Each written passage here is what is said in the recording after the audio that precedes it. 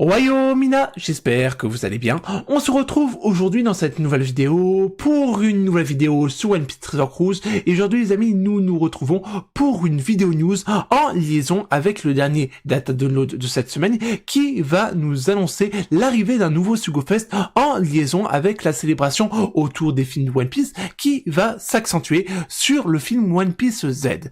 Mais avant de passer tout cela en revue, n'oubliez pas de vous abonner à la chaîne si ce n'est pas déjà fait et de laisser un j'aime à la vidéo. Ça ferait extrêmement plaisir et ça aiderait grandement au référencement de la chaîne.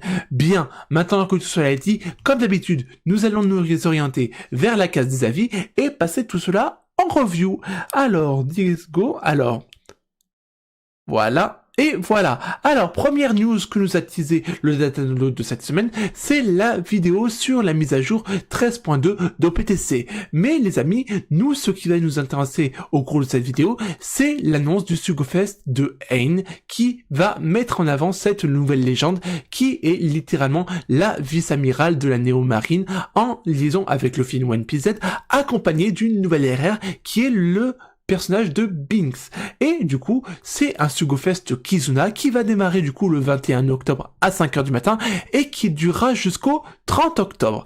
Et en liaison avec cela, nous allons avoir également la 6+ du coup de Zephyr qui est présente ici et que nous allons voir juste après avoir passé le Sugo Fest en review.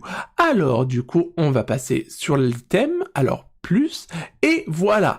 Alors du coup, la nouvelle Ain débarque en tant que personnage exclusif au Sugo Fest, disponible uniquement lors des Sugo Fest du Kizuna, donc du combat de l'amitié, et du coup, ce qui est intéressant, c'est qu'on va pouvoir avoir un nouveau Binks. Alors ça, ouais, moi personnellement, je serais d'avis de dire que si j'invoque sur ce Sugo Fest, c'est plus pour avoir Ain, d'autant que cette personnage est, pour ainsi dire, une hype.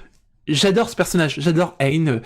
C'est, pour ainsi dire, le personnage qui s'approche le plus d'une Vivi en mode pirate à proprement parler. C'est comme ça que je la vois. Et en définitive, ça justifie pourquoi elle est à la 4e place des personnages de One Piece que je préfère. Bref, trêve de bavardage, nous allons pouvoir passer en revue le batch qui se compose uniquement de 2 personnages, littéralement. Donc, ça va être assez rapide, je serais tenté de vous dire. Et du coup, on va pouvoir enchaîner rapidement. Donc, voilà. Donc, nous avons Ain, qui est un personnage de type QCK et de classe tireur et intellectuel, avec du coup des valeurs de HP de base montant à 4536 en HP et du coup 2283 en attaque. Et lorsqu'on la passe au level 150, elle monte à 6504 en HP et 3124 en attaque. Un personnage qui dispose des aptitudes de super type et de super TND, ce qui est relativement intéressant.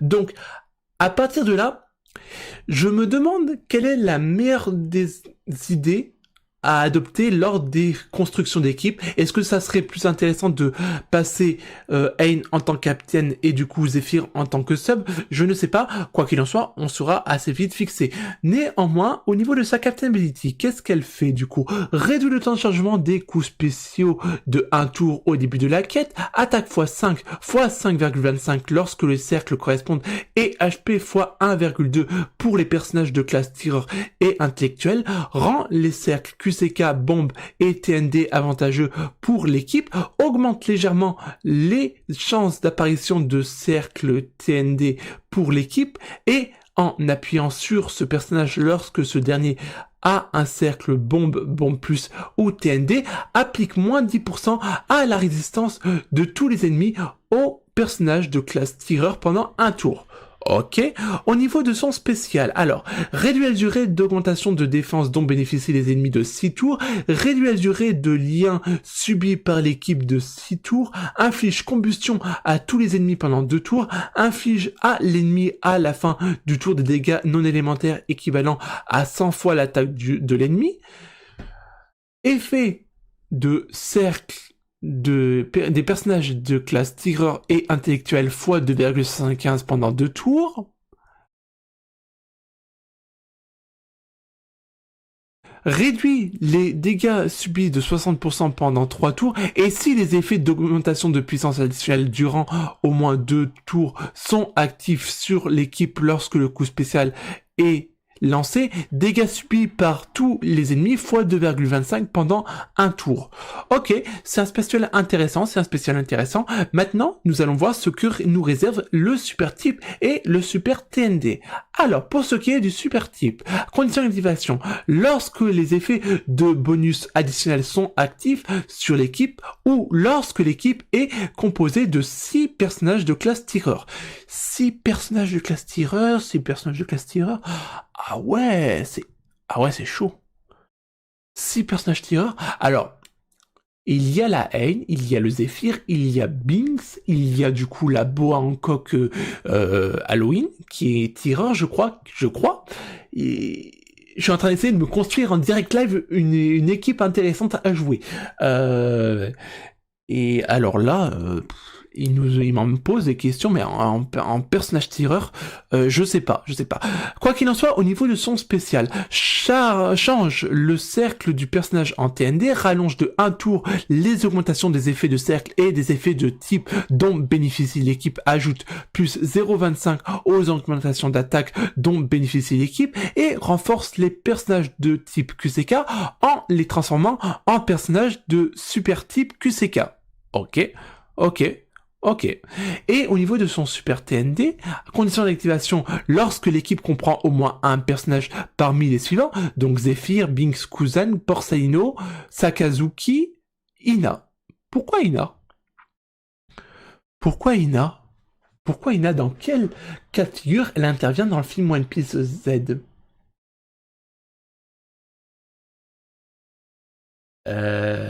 Oui, je réfléchis, les yeux fermés. Alors, autant dans Stampede, il n'y a pas à discuter, on la voit, mais alors dans le film One Piece Z, on la voit pas. Pourquoi Ina? Je sais pas pourquoi Ina. Bref. On va enchaîner. Dégâts infligés aux ennemis subissant combustion x2 pendant un tour. Attaque tandem des personnages de classe tir et intellectuel x 2,25 pendant un tour. Eh ben écoutez les amis, c'est un personnage relativement intéressant. Le seul bémol en ce qui me concerne, c'est déjà l'artwork dont je ne suis pas fan. J'aime pas du tout l'artworks au niveau les artworks, c'est même pas l'artworks, les artworks dans ce genre de dynamique. On avait déjà eu ce genre de dynamique avec du coup la Boa Halloween qui est sortie précédemment et du coup le Killer qui sont surtout axés sur ce genre de dynamique au niveau des poses. Moi, je suis pas tellement fan. J'aime beaucoup plus l'artworks 5 étoiles que l'artworks 6 étoiles. Et autre inconvénient de cette carte en ce qui me concerne, c'est que c'est un personnage de classe tireur et intellectuel. Et je n'utilise pratiquement jamais ces classes-là. Jamais. Ouais. Bref. Ok, bon, je serais tenté de vous dire que c'est toujours un personnage très intéressant, mais moi, pour le fait que je n'utilise que des personnages de classe libre, ambitieux et tenaces, c'est peut-être pas forcément le personnage le plus adéquat. Au niveau de son sprite, on va aller voir ce qu'il a, comment elle est. Elle est intéressante. À savoir quand même que j'ai découvert du coup par le biais de Twitter X son spécial, et son spécial est vraiment très intéressant au niveau de l'animation, j'entends bien. Quoi qu'il en soit, c'est une légende qui est relativement intéressante, et du coup maintenant nous allons voir du coup la RR de Binks. Alors, RR de Binks, au niveau de son spécial, retarde tous les ennemis de 1 tour, réduit la durée des réductions de dégâts, sauf dommages sur les sols dont bénéficient les ennemis de 6 tours, réduit la durée de désespoir de capitaine subi par l'équipe de 6 tours, change le cercle de personnages en TND si les effets de bonus additionnels durant au moins 2 tours sont actifs sur l'équipe lorsque le coup spécial est lancé, gèle les cercles de l'équipe pendant un tour. Effet de type des attaques normales des personnages de classe ravageur et tireur x 2,25 pendant 2 tours, et le reste du temps, attaque de type des attaques normales des personnages de classe ravageur et tireur x 2 pendant un tour. Très bon personnage qui va essentiellement booster les capacités de Hein et de Zephyr, j'imagine, et du coup, bah, c'est un personnage qui permet également de franchir les barrières, ce qui est relativement intéressant. C'est une potentielle ability qu'on n'avait plus vue depuis un petit moment, donc c'est relativement intéressant de la revoir dans ce contexte. Quoi qu'il en soit, les amis, ces deux personnages sont relativement intéressants, mais ne nous leurrons pas, c'est des personnages qui sont exclusifs et qui seront boostés pour le Kizuna et seulement le Kizuna. Bah écoutez les amis, nous allons enchaîner maintenant avec la suite de la vidéo et du coup nous allons enchaîner avec la structure du Sugofest. Et comme d'habitude, je vais me taire et laisser défiler l'écran et nous nous retrouvons juste après.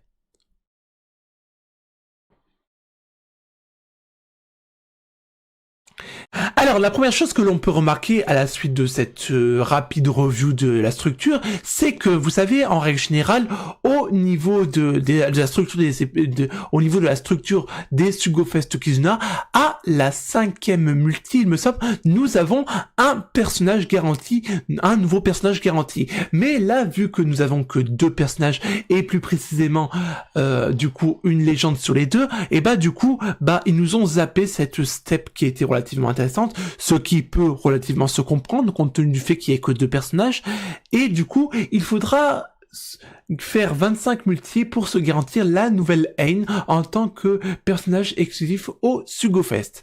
Bref, en définitive, ce n'est pas vraiment intéressant d'invoquer sur ce Sugofest, bien que j'en ai relativement envie de par le personnage de Hein, mais au niveau de la structure, c'est pas intéressant. Ouais, surtout que là, pour le coup, le fait que à la 5e multi, ça nous garantisse pas un nouveau personnage, bah du coup, on peut tomber sur un peu tout et n'importe quoi. Donc ouais, c'est un peu dommage, mais ouais, c'est compréhensible compte tenu du fait qu'on est une légende. Ensuite, les amis, nous allons enchaîner avec le reste et voir les personnages qui sont boostés au cours de ce Sugofest. En ce qui concerne les personnages Sugofest exclusifs au Kizuna, au combat de l'amitié, nous avons du coup Hein qui est mise en avant, ainsi que Doflamingo Crocodile et du coup Ace Sabot. Et pour ce qui est des autres Sugofest mis en avant, nous avons du coup un Sugofest classique avec des personnages qui sont ma foi intéressants, mais qui en ce qui me concerne ne sont pas hypants, par-delà le fait que bah en définitif, bah, je les ai pratiquement tous. Les seuls qui me manquent sont Black Maria, Ulti et du coup Queen, mais mis à part ça, je les ai tous, je les ai littéralement tous. Donc en ce qui me concerne, je ne trouve pas vraiment d'intérêt à invoquer sur ce Sugofest, si ce n'est pour récupérer la Hein, voilà. Pour ce qui est des autres personnages, donc du coup des RR, bah c'est un peu le staff habituel avec toutes les RR Kizuna, voilà. Donc ouais, c'est la fête foraine. Il y a que des personnages exclusifs au combat de l'amitié, ce qui est relativement intéressant. Mais après c'est la roulette russe. Vous connaissez les bails. Ensuite, les amis, nous avons des personnages qui sont boostés. Donc vous avez le listing en liaison avec l'écran, mais du coup. Moi, je suis pas hypé. Je suis hypé pour une seule et unique raison, la Hein. Mis à part ça, il y a absolument aucune hype aux abords de ce Sugofest. Voilà, disons-le clairement. Donc, ouais, moi, c'est dommage parce que j'ai envie d'invoquer, mais je sais que c'est un Sugofest à dépenser les gemmes. C'est un voilà, c'est pour les personnes qui sont pay to win. Et moi, je sais que là, je ne ressens pas le besoin d'invoquer sur ce Sugofest. Je préfère d'autant plus invoquer sur le Sugofest thème avec la Nami Karina que sur le Sugofest du coup de Hein. Je vous le dis très sincèrement. Bref, nous allons maintenant nous atteler à passer en revue tout ce qui concerne le Kizuna, qui sera un Kizuna axé sur le personnage de Borsalino. Donc du coup, à savoir du coup s'il y aura un super boss, je ne sais pas du tout. Ouais, non, Non, enfin je sais pas. Quoi qu'il en soit, c'est un Kizuna qui va durer du coup du 25 octobre au 30 octobre du coup, et qui va mettre en avant un nouveau Borsalino ainsi que l'Atis Plus du Zephyr. Donc c'est intéressant. Et du coup, la première chose que je vais chercher à voir, et yes, elle y est, c'est les crânes de Nami et du coup Robin qui feront leur apparition dans le bazar de l'amitié. Et ça, c'est relativement intéressant. Et alors, Perona. Ah oui, la Perona qui était associée, du coup, oui, d'accord. Donc, c'est intéressant. Il y a du bon contenu en ce qui concerne, du coup, le bazar du combat de l'amitié. Ça fait relativement plaisir. Et du coup, alors, fait qu'on avait tendance à oublier de par le fait que ça fait pratiquement un an, pratiquement à 2 ou 3 mois près, que nous avons pas eu de Kizuna en liaison avec un personnage individuel à farmer, et ben nous avons le retour des crânes, des 5 crânes à farmer au cours de ce Kizuna, ce qui est relativement moyen en ce qui me concerne, parce que moi j'étais bien habitué à la dynamique des 3 crânes à farmer pour les dual units, mais bon. Ouais. C'est une condition à sine qua non pour récupérer une 6+, pour les personnages individuels. Je serais tenté de vous dire, donc ouais, ok. Donc, mis à part ça, est-ce qu'on peut voir le Borsalino ?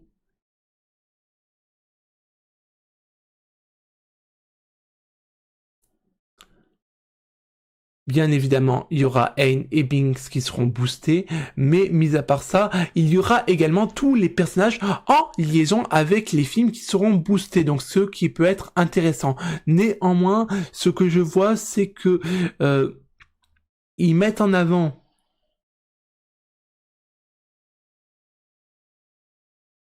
alors je vérifie, mais c'est assez... Ah non, ils sont là. Ils sont là. Moi, je pensais que c'était seulement les nouveaux personnages qui étaient mis en avant. Or, ils sont également présents ici. Donc, c'est relativement intéressant dans la mesure où je vais pouvoir réutiliser normalement ma team One Piece Red, ma team One Piece Gacha Game avec la Nami qui est juste ici. Et du coup, c'est justement... par rapport à ce qui s'est passé avec Nami, cette Nami-là, que je ne vais pas réinvoquer sur le Sugofest de Aang, parce que ça empeste comme ce qui est arrivé avec la Nami. Après, je vous laisserai aller voir la vidéo associée si toutefois vous voulez vous payer une bonne barre. Quoi qu'il en soit, les amis, c'est intéressant. Et ce qui est intéressant en ce qui me concerne, c'est l'arrivée des crânes en liaison avec la légende Dual Unit Nami Robin. Donc, il n'y a pas de Dual Unit, pas de problème, je passerai la Nami Robin en Dual Unit 6+. Voilà. Au moins... à croire que je l'aurais fait exprès. Voilà. Bref, nous allons maintenant nous atteler à aller voir la 6+ de Zephyr pour voir ce qu'il en retourne, parce que, mine de rien, Zephyr, c'est le GOAT. C'est le GOAT des antagonistes liés au film de One Piece. Moi, j'adore ce personnage. Et du coup, on va aller voir ce personnage. Voilà, let's go, c'est parti. Donc, je ne me rappelle plus du tout, en revanche, ce que fait sa 6 étoiles classique, mais tellement elle est ancienne qu'on va laisser ça de côté, et on va directement aller voir les infos de sa 6+. Alors, un personnage de classe tireur et cogneur de type, du coup, QCK, avec la capacité spéciale de super classe. C'est quoi? Ah ouais! C'est pas le premier personnage qu'on a à faire qui passe en personnage super classe. Je sais plus du tout. Ça fait tellement longtemps qu'on a pas eu de 6+ individuel que je ne me rappelle plus du tout. On avait eu du coup le cas de figure avec du coup Tesoro précédemment. Mais ok. En tout cas, l'artwork c'est vraiment très intéressant pour le coup. Franchement, j'aime beaucoup l'artwork. Alors, ce personnage possède des statistiques de base montant à 5524 en HP et 2278 en attaque. Et lorsqu'on le passe au level 150, on monte à 7836 en HP et 3207 en attaque. Et du coup, on va aller voir du coup sa Captain Ability, son spécial et du coup son super classe. Alors, réduit le temps de chargement des coups spéciaux de l'équipe de 1 tour au début de la quête, attaque x 4,5 x 5,25 environ lorsque les cercles correspondent et HP x 1,2 pour les personnages de classe. Tireur réduit les dégâts subis de 10%, donc ça c'est la même chose que Hein. Donc là ce qu'il nous propose, c'est de jouer Hein et Zephyr dans les mêmes cadres de Captain et Captain Ami. Donc c'est relativement intéressant. Et du coup, rend les cercles bombe et bombe plus avantageux pour l'équipe et réduit les dégâts infligés par les cercles bombe et bombe plus à 0. Très fort. Ça, c'est très très fort. C'est très très fort. Ça veut dire que même si on rate un parfait ou on rate notre timing, et bah du coup, ça n'occasionnera aucun dégât en ce qui concerne les HP. Ça, c'est relativement intéressant. Bien, maintenant que nous avons vu la Captain Ability, nous allons maintenant passer au spécial. Et là, les amis, ah yeah, pas de paragraphe argumenté, ça fait plaisir, merci Bandai. Alors, réduit les HP de tous les ennemis de 20%, réduit le temps de chargement des coups spéciaux de l'équipe de 1 tour, attaque des personnages de classe tireur x 2,25 pendant 3 tours, ajoute au bonus de timing des dégâts non élémentaires équivalents à 100 fois l'attaque du personnage ayant utilisé ce coup spécial pendant 4 tours et change tous les cercles BLK inclus des personnages de classe tireur en ceux de leur propre type. Alors, c'est une excellente update, il me semble, mais par contre, j'ai un problème avec le fait que ça change les arbres uniquement des classes tireurs. Ça aurait été plus intéressant de mettre des classes QCK à proprement parler. Voilà. Mais bon. C'est un bon up. Et du coup, maintenant, les amis, nous allons voir, du coup, son super classe. Alors, condition d'activation lorsque l'équipe comprend un des personnages suivants. Donc, Hein, Binks, Garp, Sengoku, Sakazuki, Kuzan, Porcellino et Ina et Tsuru. Je comprends toujours pas ce que vient foutre Ina dans l'équation. Je ne vois pas. Je pense que on est vendredi, je pense que là ça me donne envie de regarder le film One Piece Z, je vais me le faire ce soir et je vais comprendre pourquoi est-ce qu'ils mettent Ina, je ne comprends pas pourquoi est-ce qu'ils mettent Ina. Bref, on enchaîne avec le spécial du coup.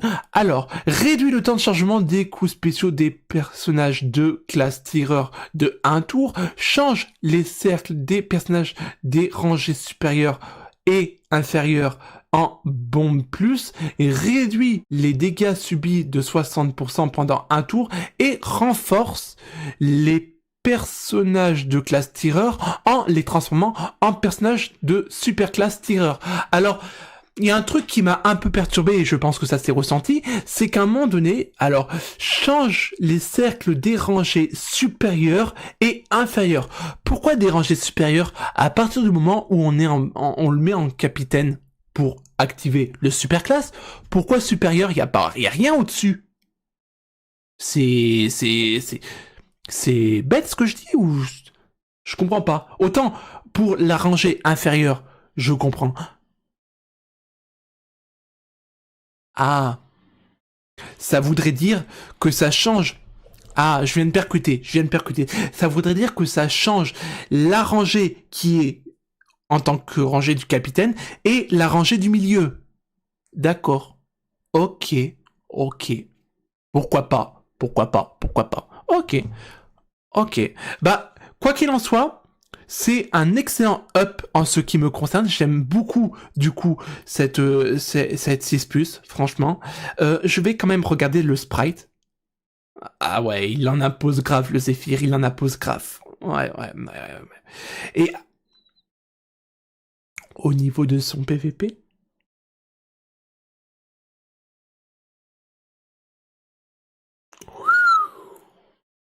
ouh là là. Alors, Je sais déjà que la haine est très intéressante pour ce qui est du PVP. Mais là, le Zephyr, il est pas mal du tout. Donc là, je pense que là, Bandai nous met en avant le nouveau package pour avoir une équipe tireur mise à jour. Donc ça, c'est intéressant pour ceux qui jouent au PVP. Alors, les amis, disons-le clairement, on peut toujours pas cliquer dessus, c'est une très très bonne 6+, moi je trouve que c'est vraiment une très très bonne 6+. Alors moi ce qui me dérange un peu dans l'équation, c'est que ça soit une 6+ à 5 crânes. Moi j'ai vraiment toujours un mal de chien avec un grand C majuscule à former les 6+ individuels. Justement, au cours des dual units, je respirais un peu plus parce qu'il y avait que 3 crânes à récupérer. Là, il faut farmer 5 crânes et pas un de moins pour se garantir la 6+ de Zephyr. Et moi j'aime pas ce système, et du coup il faudra essayer de jongler avec ça en adéquation. Quoi qu'il en soit, ça n'impacte rien sur mon avis de la 6+, qui est relativement intéressante. Alors, du coup, pour ce qui est du reste, du coup, on a juste les annonces en liaison avec la 13.2 qu'on verra au cours d'une prochaine vidéo. Écoutez les amis, nous arrivons tout doucement au terme de cette vidéo. J'espère que vous aurez passé un agréable moment en ma compagnie. Nous, on est amenés à se retrouver dans une prochaine vidéo. D'ici là, portez-vous bien et surtout les amis, n'oubliez pas l'essentiel, Jané.